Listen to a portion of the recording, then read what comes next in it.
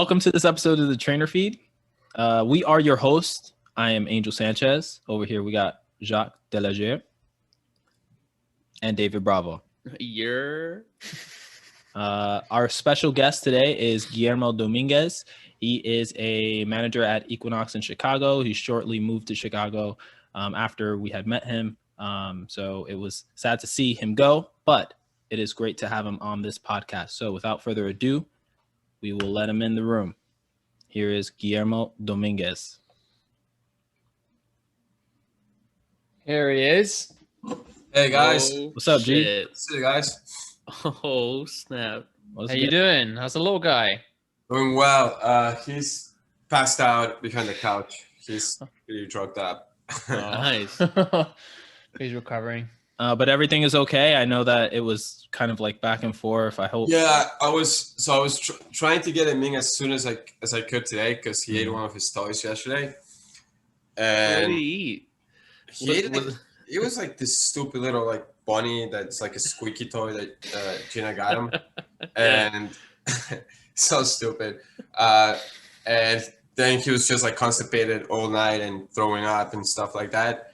So they called us from like the daycare that we take him, and they're saying that he was throwing up, he wasn't feeling good. So we took him to the vet for a quick check, and it turns out like the toy was clogged up in his stomach. And they gave us something to give him, and she said if he's not able to push it out, they're going to have to cut him open. So he didn't push it out, but then they gave him this dosage of whatever it was, some sort of laxative again, and then it actually came out. But it took forever. So You still have it? my apologies. I just didn't want to explain that over text because it just could have come out wrong. But Did you keep the toy? Why were you asking? great question. Yeah, here it is. I'd throw that shit away, man. I did. He's going to send it to you in the mail, David. Yeah, That's what he's gonna that's do. what I'm saying. Send it to David. David will wear Doesn't that look like as a bunny anymore. David will wear around his neck. Good man, lucky charm. It was just so annoying, but he's good now. He's like 3, but he still behaves like a puppy. He's like a little troublemaker. Yeah. Wait, before Angel drops in, I remember, I think this was the last time that me, you, Alex, and Gino hung out, and we were talking about Apollo, and you was, because I think they were there. He's a little bit older than Alfie, and we're saying, how is it having him? And weren't you telling me that he would lock the door or turn the oven or the gas on or something, right? Yep. We legit used to have child locks because he would like open the fridge, turn the stove on. Once the building manager called me, and he was pissed off because he's like, "Yo, your dog is like running up and down the hallway." It's like, what? So I get home I get to my building, and I get to my floor, and he was like, so what turns out is that he unlocked the door with his paw. And he was just doing laps, just running like a maniac down the hallway. Oh my god. Yeah, good times. But he's come a long way. He doesn't do those things anymore, so that's good. We still have to gate him though because he's still crazy. But it's progress, you know. Okay, good. All right, so changing gears. Hello, icebreaker. I know Jacques can go on and on with the dog question. Preparing for Alfie. Fortunately enough, Alfie's not that tall that he can't grab any handles. Because if he would, it would be a wrap. Then you have to get child locks. They're lifesavers. It works. We wanted to talk a little bit about like your fitness history and your career. And also your work ethic in regards to you managing and your management style. I remember when you first rolled into 76th Street, you had the eye patch. You bought your own barbell, and everybody was like, "Oh man, this is our new manager. It's a wrap. It's over." Like, who the fuck is this guy? Yeah, and then you showed up like every day, like 6 a.m. until closing. I don't even remember really when you left because I wasn't there. But like, how do you manage all that? How do you stay focused and continue to have that work ethic? Where was that instilled in your life, and like how does that translate to today? That's a really good question. it's I'm just kind of laughing about the eye patch because in my interview, actually, when I interviewed with Matt Pinder and Francine to be your fitness manager, on the way back from that interview, that's when I got my eye poked, and I was like, oh shit, first day working, and I come in with a fucking eye patch. I did appreciate that none of you guys asked me what happened, so that was really nice. But I thought you were born like that. What's that? I thought I was born like that, yeah. But to answer your question, I think a lot of it comes from just passion. I love the fitness community. I love coaching. Coaching is my passion. I love learning from every one of you guys. And for me to get that role, especially at 76th Street, being the first Equinox that was ever built, it was such a privilege, and just to learn about you guys before I even got started, I was so excited that I didn't really look at the clock. The time flew with you guys. You guys made it really special and awesome for me, and you guys paved the way. After 76th Street, I was fortunate to go to other clubs and learn from other trainers and get to know great people. And that's something that I really appreciate about my role, and I'm very thankful for. Oh, it's awesome. It was a privilege to have you as our manager, because we soonly then learned that you weren't as mean as you looked with the eye patch. You're a pretty friendly guy. And I know your age because I remember Sam was like, yeah, he's like, our age, this, and the third. I know it was like a hidden thing because I think it looked like, because of the eye patch, because of the barbell and all that stuff, and how you hold yourself, and how strict you are with like your time, it seemed like you were well beyond your years. And then when I realized like we're born in the same year, I was like, wait, what? Like this kid is as old as me, right? It went from like this grown ass man to like, oh, this kid is as old as me. But nah, your work ethic is unmatched. And even, Jock and I have moved to Equinox Sports Club. But at 76th Street, there was like nobody who's like matching that, like going day in, day out, 7 days a week, even on their days off, even holidays, all that stuff, just grinding through. So I think that it was impactful for us. It was impactful for us, because if that I feel like is one of those leadership traits where like you respect the leader, you respect the manager that's going to be there day in, day out and get stuff done. And you have really no excuse, right? Because if the leader is there, then what else are you going to cry about, right? And the awesome thing too, getting started with you guys, and I appreciate you saying that, is that you guys were grinders, every one of you, like day in, day out, and I was also very fortunate to work alongside a great leadership with Francine and Matt Pinder, Sam, as you guys mentioned, like a lot of good people, and you just feed off of everyone. I was feeding off from you guys as much as I was feeding off from my supervisors, and it was just, I don't know. I right now I look back at it and it's such a blur, but it was so much fun. It was just so much fun, and you guys motivated me to push harder every single day. So I think it was a win-win, us feeding off of each other. So, but those are great memories for bringing back. Angel. Yeah, and I wanted to go a little bit deeper into that because our group was a very diverse team, right? You had like people who were just like people who were very excited to be around people and grabbed energy from the room no matter where they were at. Then you had people who were kind of like low key and just wanted to do their own thing. And you managed all of those personalities, all of those kind of characteristics. And I was going to ask, what are some lessons that you learned throughout your leadership process, even like not only 76th Street, but throughout the other clubs that you've been through and you've been to? Well, that's a great question. So there was a lot of good. I think a lot of the lessons that I learned, big lesson that I learned throughout it, was just having an open mind and clear the shit out of your brain, because for instance, and this is something actually I think told me this once, David Ote, I know you guys worked with him too. Mm. He was like, hey, G, look, I know the trainer did not meet the expectations. Could have been lateness, it could have been program compliance, whatever.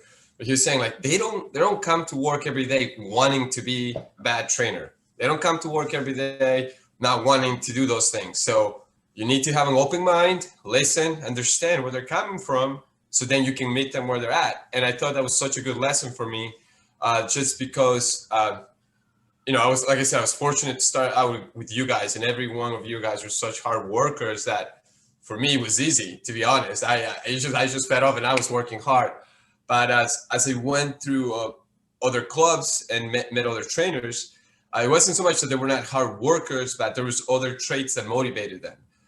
There were other ways or forms of learning that they grasped, So I had to modify my management style and my leadership style to be more open-minded and just have a more clear mind. So that was the biggest lesson for me. That's interesting that you say that, because I think that it's something that we talk about with other coaches in regards to our clients sometimes too, right? Like not everybody is motivated by the same things.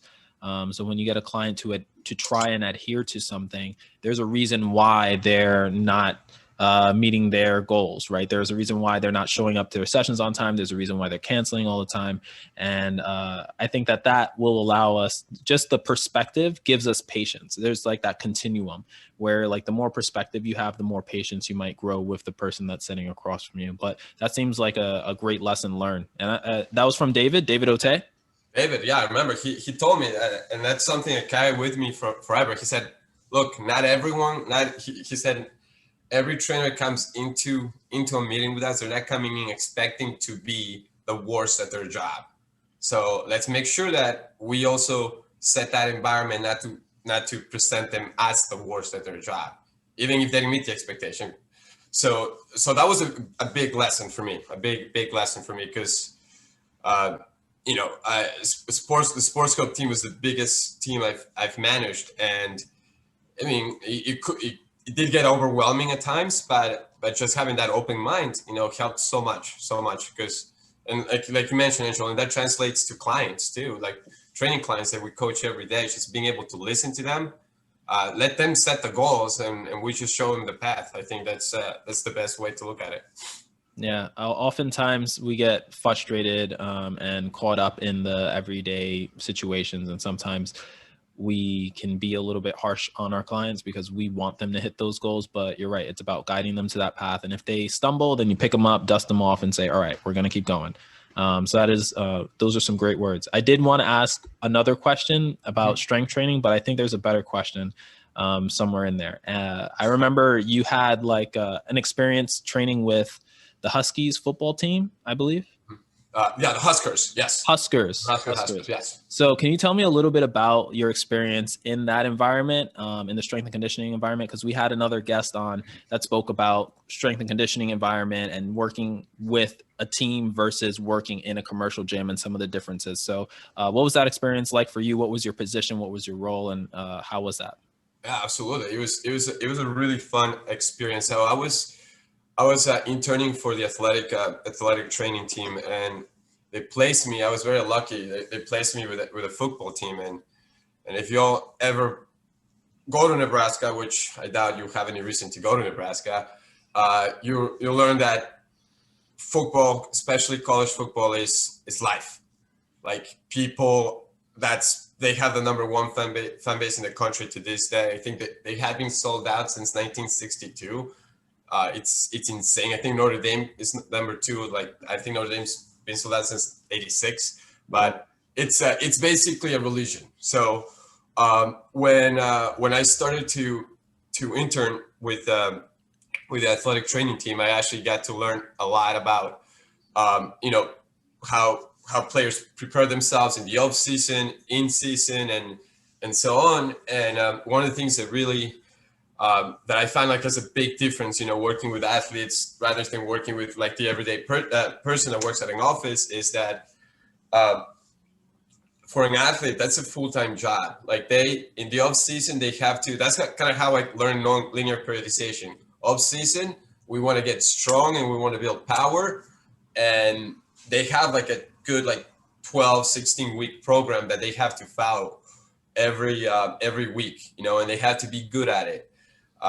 They at a really early age, I noticed that like this 18-year-olds, 18 to 23-year-olds, they learn, you know, the principles of nutrition, the principles of training, you know, percentages. Like this week, we're gonna squat at this percentage.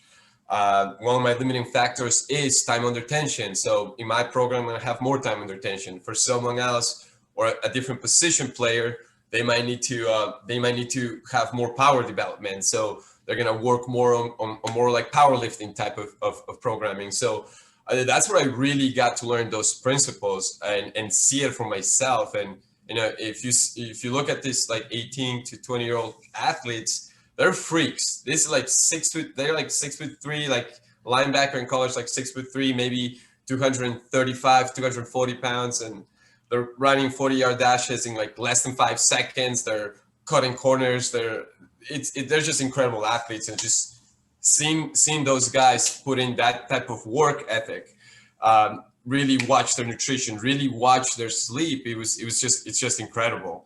And that, to me, that was like that was something that really made me passionate about actually strength and conditioning and wanting to become a coach. That's awesome. Yeah, I think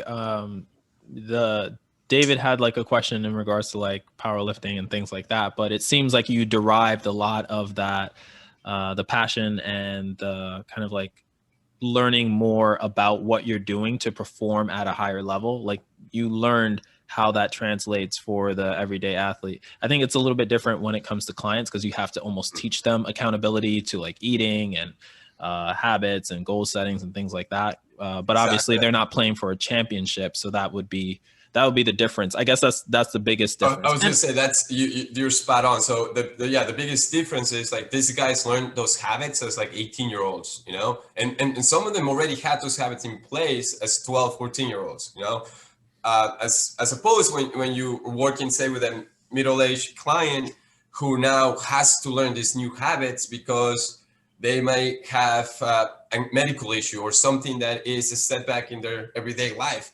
That's a lot harder. Mm-hmm. It's like if you tell me to go back to college right now and get a degree in law, that's gonna suck. I don't know if I can do it, you know, to be quite honest. Yeah, it is definitely a game changer, but it does prove that playing sports or being involved in sports, even if it's not for you to become the best baseball player or football player in the world, it helps you kind of understand the body. It helps you understand how habits tie into goals and how goals can be achieved through like meaningful progression and things like that. So it does benefit a lot of people. I know I wish that I was involved in more team sports. Unfortunately, it was just more like pickup basketball and all that stuff. Now I think David could dunk on me, so I'm not that great. But I'll let Jacques take it from here. Barely touched the fucking rim, bro. Oh shit, too funny. Guillermo, I always love being able to reconnect with you. Honestly, for the purpose of the listeners, whenever anyone asks, what I like to always remind myself, and I'm always thankful for your position or your presence at 76th Street, because when you came in, I was at tier 2. I was on the floor. It wasn't that I wasn't motivated, but I don't think I had maybe I was lacking confidence or direction, whatever it was. You came in and then fucking everything changed. So it was like tier 3 off the floor, tier 3 plus, and shit just kept rolling, and now tier X. So I'm always very grateful for your management at 76th Street, like to this day. So I always like to remind you that was a big pivotal role in my career. And on that topic, what were some of the most notable adaptations you made from being a coach to then managing coaches?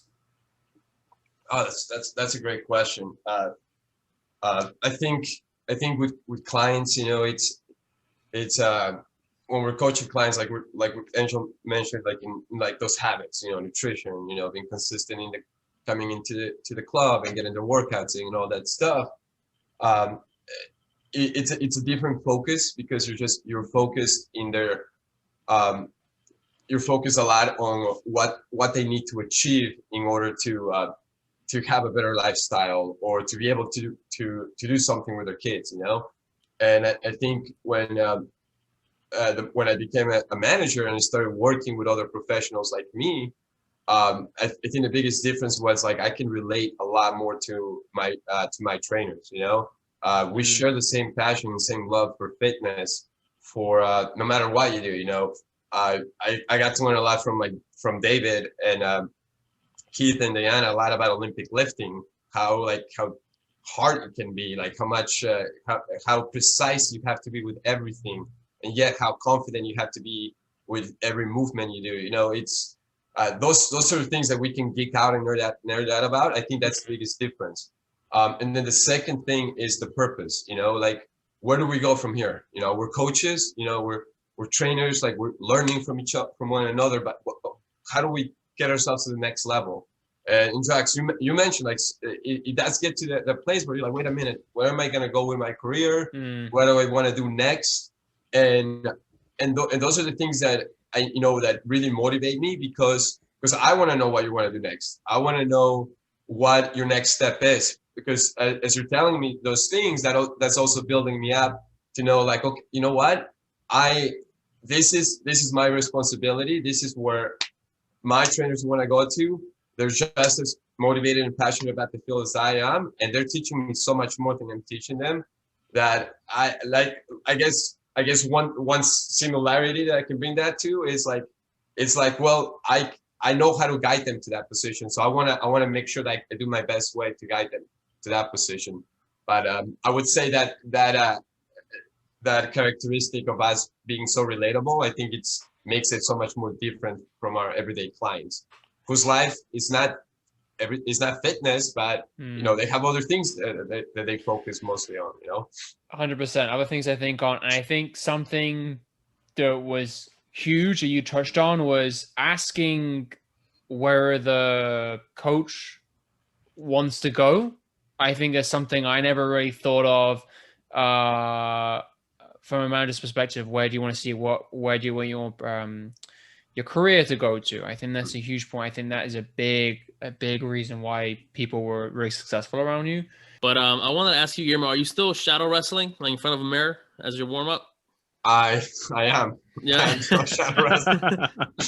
I remember, the first time I'm like, what the hell is he doing? And then I remember you telling me that you had bad knees. And I'm like, damn, you're like seriously? Yeah, I'm like, dude, shit. Question, I saw you posted about a mock lifting meet at your club. How did you guys organize that? Man, that was so much fun. So I'm glad you asked. That was so myself. It was myself and the personal training manager of that Gold Coast location, which is a few miles down from my location in Lincoln Park. We're both big into powerlifting, and we became close friends because of it. So over quarantine, him and I, since our clubs closed back in March, we both connected and we both decided, you know what, let's both come up with a really good powerlifting program to get anyone in the club excited that wants to get back into getting strength. And I thought that was such a genius idea. So we decided to map out a 16-week program because him and I were looking for powerlifting meets that we could compete together. Because of obviously the pandemic and everything going on, there were no meets available. So then I thought, I was like, look, how about we just do it with trainers in our clubs, both your club and my club, and then we get everyone together for a date to do a friendly competition. So we pitched that to some of the trainers in my club, and he pitched it to some of the trainers of his club, and we actually had the majority of our trainers training in a 16-week program that we created.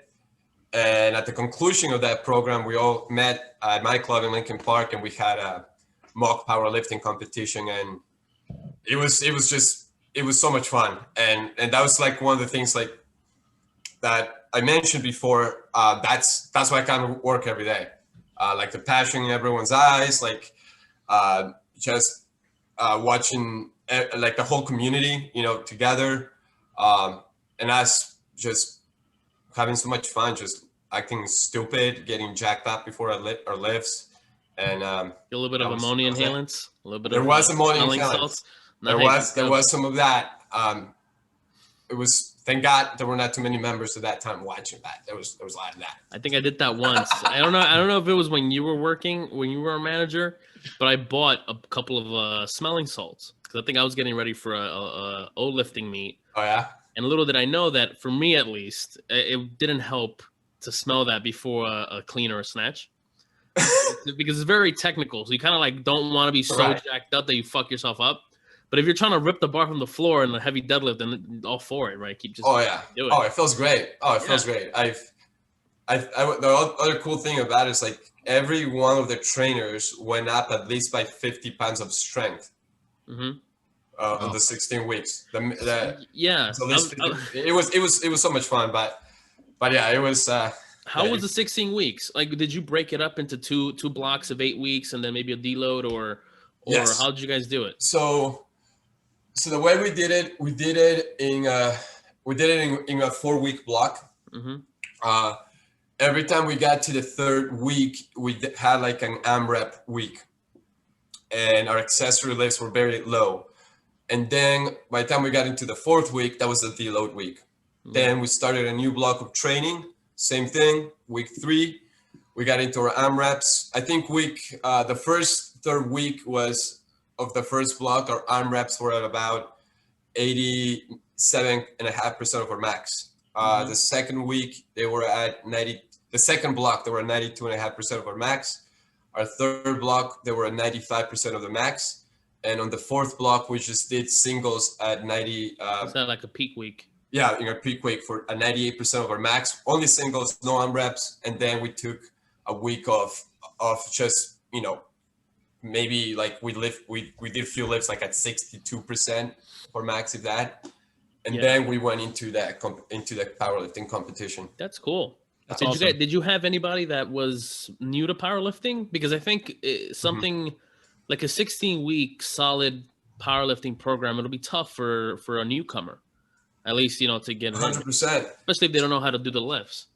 So, and this is the part that I really loved about the competition, especially what you just brought up, David. It was the fact that we actually kind of got together similar to this in Zoom calls every week. And we would all discuss like, hey, let's go over how week 1, this upcoming week's gonna pan out for all of us. Kind of like in a scale 1 to 10, where are we at with these percentages? Where are we at with these accessory lifts?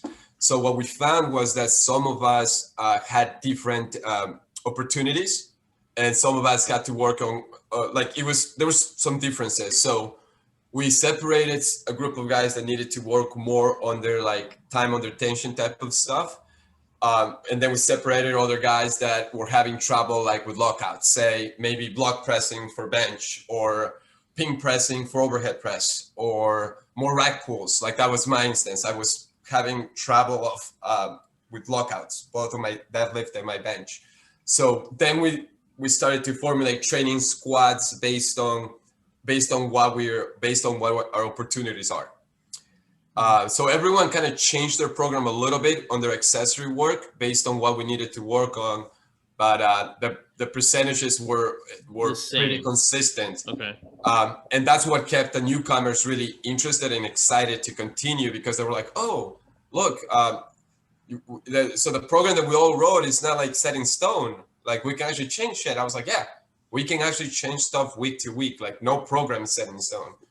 So that was fun for us. Awesome. I mean, if that's really cool. It would be great if my club would do something like that. Yeah, if you guys want, I'm happy to share all 16 weeks with you guys. Yeah, pretty cool. It was fun. It was an experiment that, like I said, the personal training manager of the Gold Coast location and I thought it was fun since we were going crazy without lifting for 6 months. So yeah.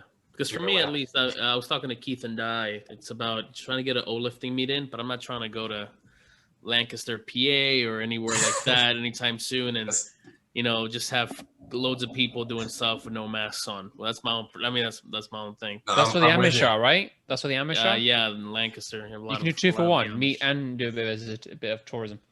I don't know. I mean, I don't know how the numbers are for COVID for the Amish. It's probably. Yeah, that's a good question.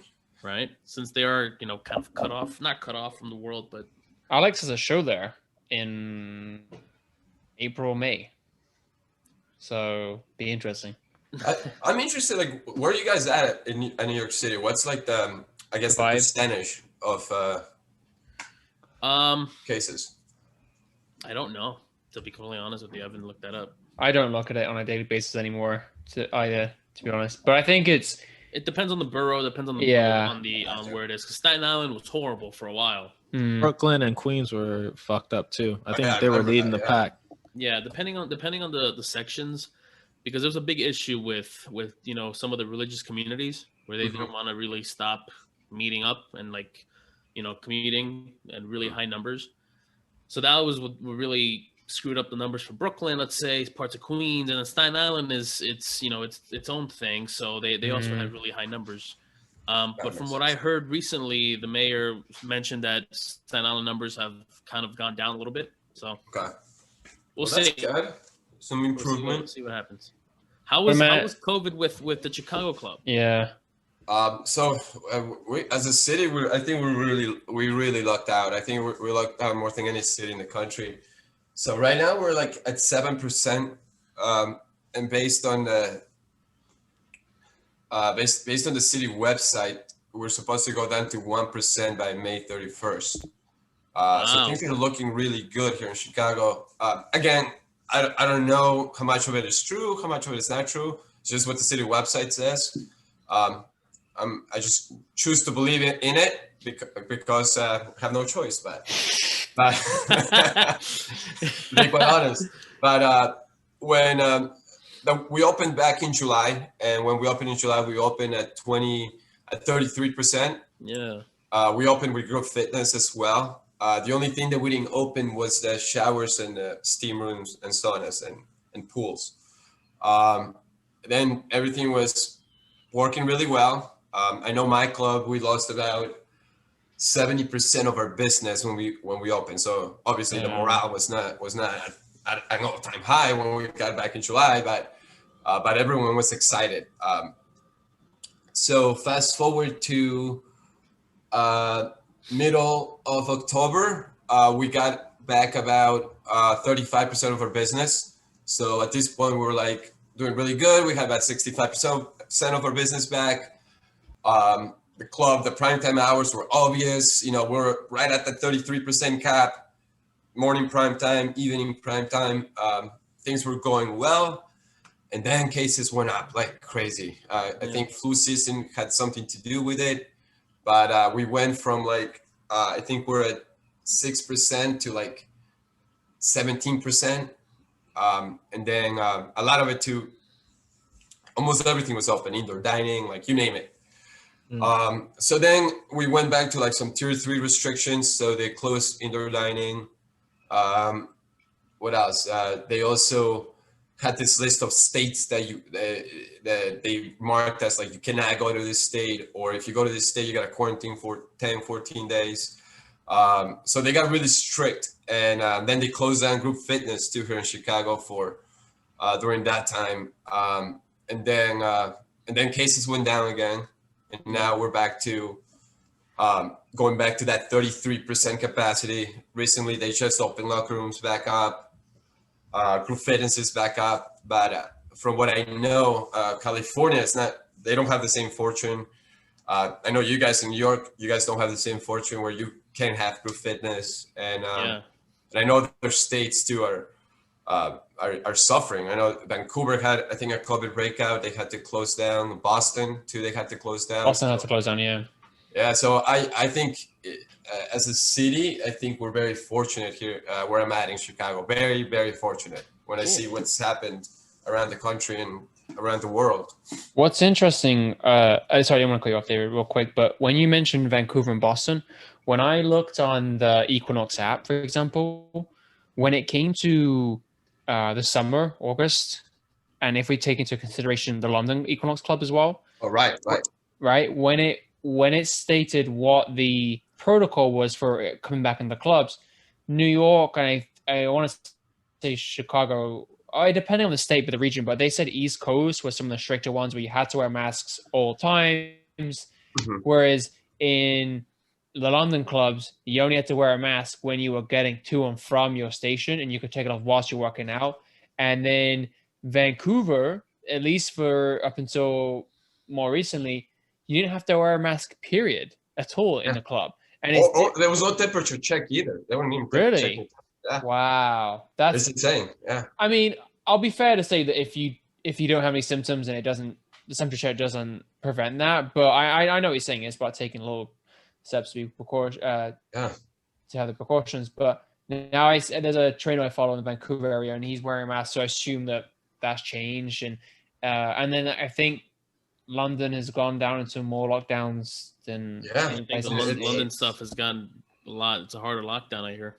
Not that you mentioned that, Jocks, too. I remember when Vancouver closed down, Equinox came out with the marketing team came out with a campaign about wearing your mask, and it was from the London Equinox that the campaign came in. Oh, I saw that. Yeah, because in London, in gyms in London, they were not wearing masks. Mm-hmm. But Equinox said, if you come to our gym, you're gonna have to wear a mask. You're gonna have to wear a mask. I thought that was really cool, just because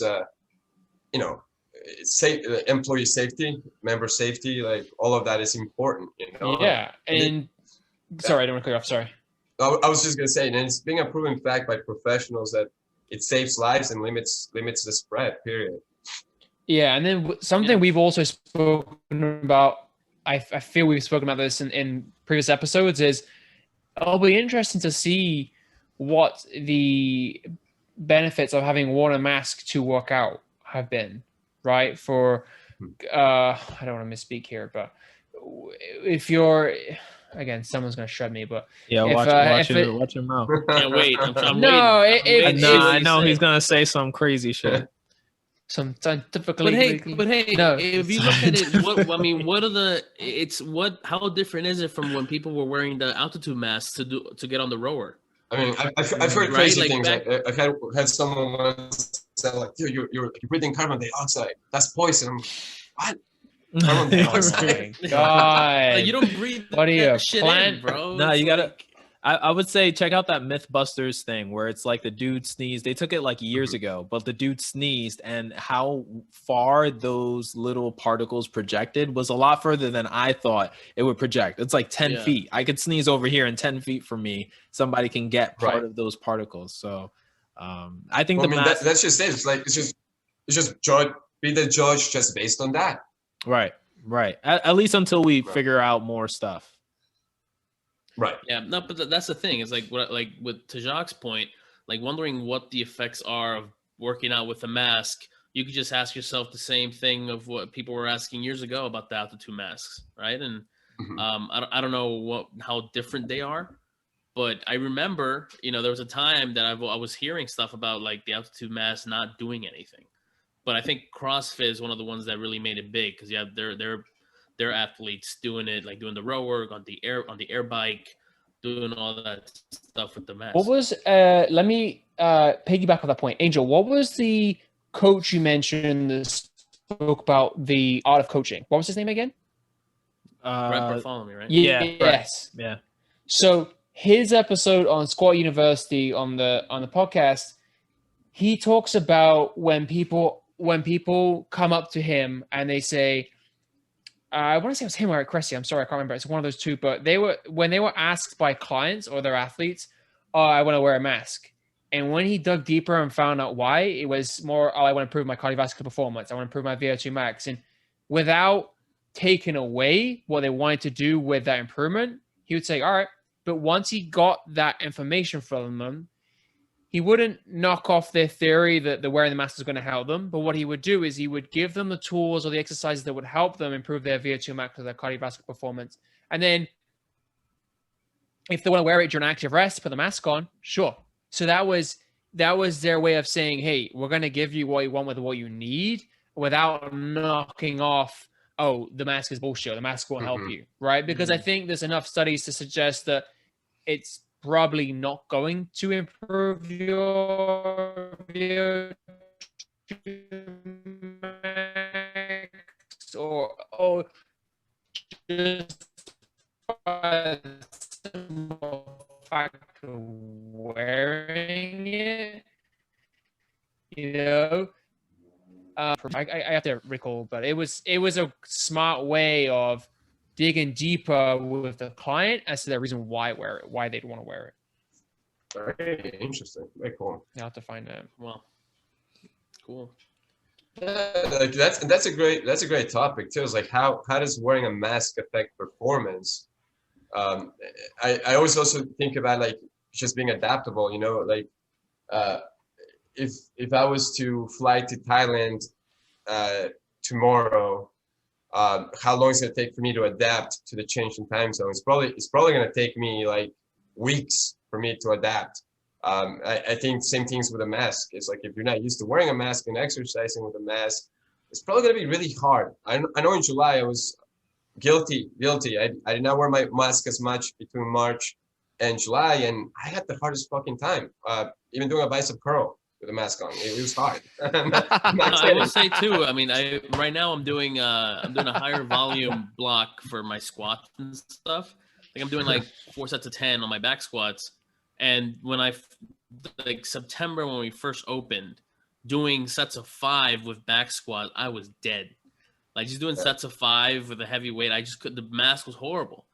But now doing 4 of 10 isn't that horrible. You know, like I guess my body has probably adjusted to it a little bit. Also, maybe just the idea of it, like being on your face. Yeah, I'm glad you brought that up because Alex, for the first time, came into Equinox to work out, I think 2-3 weeks ago, and it was the first time running with a mask ever. Yeah. And I forgot. That's the first observation was, it's kind of hard wearing the mask. And it is, but and then I do some of the spin classes every week, and the first 2-3 weeks, shit, I've got to get a bike at home, and then I just got over, and you get used. It's like anything training response wise, you build a tolerance, you get used to it. We're not, and I think, and then this is for a different discussion, but then you can go into the details of what are the better masks for feeling like you can breathe better. Mm-hmm. That's a whole other thing. But then, there's that too as well. But yeah. Well, Guillermo, what are your plans for like the next couple of years when it comes to your training career? Like, do you plan on, expanding, or what are your plans? That's a great question, David. I just want to right now, like, if I was to set, like, say, looking down like 3 years down the line, I'd like to expand my horizon of learning. I definitely would like to do more certifications, more workshops, specifically as it pertains more to anything that's movement based or anything that is coaching based. So I know Pain-Free Performance has a really good certification coming here in Chicago. I think it's February 27th. I actually just signed up for it today. It's I feel like it's always good to learn, how to coach better, new techniques. I also signed up for a few workshops with Nick Winkelman on external cueing.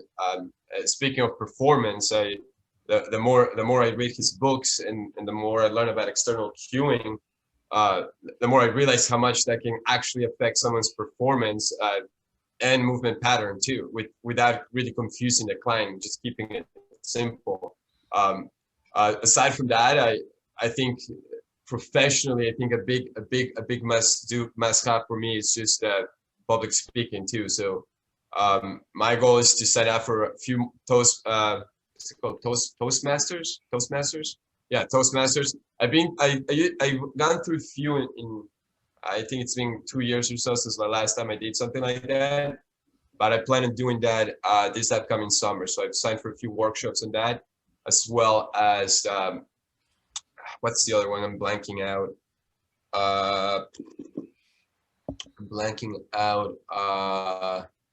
impromptu role plays. There's so here in Chicago, like the theater scene is big, especially for comedy. Yeah. It's a big comedy, especially I live in Old Town, and Old Town is full of comedy. Yeah, you Places. have the improv class. The Chicago has one of the biggest or one of the bigger like improv programs, right? I forgot the name. Yes. Of it. Yes. I'll tell you right now. I'm gonna improv the one that I just signed up for. So many like comedians that are out now or have been from there. Like yes. I think so I just signed one up in Second City. Second City is where Tina Fey got started. You all know Tina Fey. Good old Tina Fey. She started in Second City. That's where I signed up. So I live about a block away from Second City, and that's gonna be really scary for me. Like I'm gonna go. Can you believe me doing stand-up comedy? Like I'm gonna give it a shot. I would love to be a fly on the wall. Make sure I was always told to do stand-up. You know. But I told them that I'd rather sit. There you go. That's a good opening line. That's a good opening line. I love it. Angel hates me. Angel's like, fuck you, Dave. Angel's like, again with the bad jokes. But yeah, like I think I just want to get a little more uncomfortable in this next 2 years and just explore things that I haven't done before, both personally and professionally. Personally, I've been dying to learn how to play the drums. As stupid as it sounds, it's something I wanted to do since I was a little kid. Do it, yeah. But I never did it. So much fun though. And now I want to buy a drum set after watching Step Brothers. Oh no! I know you touched my drumstick. Touch my drumstick. Why you so sweaty? Watch the cops. No, cops not the four. I used last year and the pandemic because I started playing guitar too. So I used that. That's awesome. Yeah, to like get it on. It's a good like hobby, you know. Yeah, absolutely, and music is something I've been passionate about too. So another one of my passions. I'm just not talented, but I'll give it a shot. There you go. Cool, man. Thanks for joining us. We want to respect your time. We don't want to take too much of it, but thanks for joining us for this episode. Well, thank you guys. Thank you so much for having me, guys. It's been awesome catching up with you guys. I hope we get to do this more often, and when all this shit's over, hopefully all four of us can get drunk. Yeah, I would love to. What's the name of that bar? Amsterdam Ale House. Amsterdam House. Boom. How's the outdoor dining in Chicago, by the way? We need to go to Chicago. Outdoor dining in Chicago is a bomb. There's something Chicagoans do a good job of is fucking eat. People know food. It's cold as fuck though. Yeah, it is. It's. I'm not too happy about the wind, but yeah. Windy City. Cool. Okay, winter's almost over, so. Yeah. All right, Guillermo. Thank you. Well, thank you for having me, guys. Talk to you guys soon. It's been a blast. Take care. Bye, Thank you. Thanks, Bye. Guillermo. Talk to you soon. So we'll link in Guillermo's Instagram as well. I believe G Dominguez. We'll link it in. But that was a great conversation with him. He obviously had a few things going on before, but hey, we got him on. It was a good laugh. Yeah, and it was a great episode. I got to touch base on a couple of things. So let's wrap this up because I know everybody's got stuff to do today. We got a lot of clients to train, got some business to get through. Oh, yeah. Right, David? Hustle. Nope, right. I'm free all the afternoon. I don't give a fuck. See, catch David in Warzone. I don't know if I'll play today, but I gotta go work out. All right. Well. You guys go have fun with your clients and your business. Well, make sure to like, subscribe, follow at DB Trainer, DB Bravo. I don't even know my Coach Bravo. Coach Bravo _trainer. Right? We do this every week. Yeah, whenever we listen to this, something. Listen, it was the one you said, but you guys made me change it. So, all right. Well, follow that one. Follow that handle. Find it and then follow it. Just look me up. You guys will be fine. All right. Later, guys. All right, guys. Bye. Take it easy.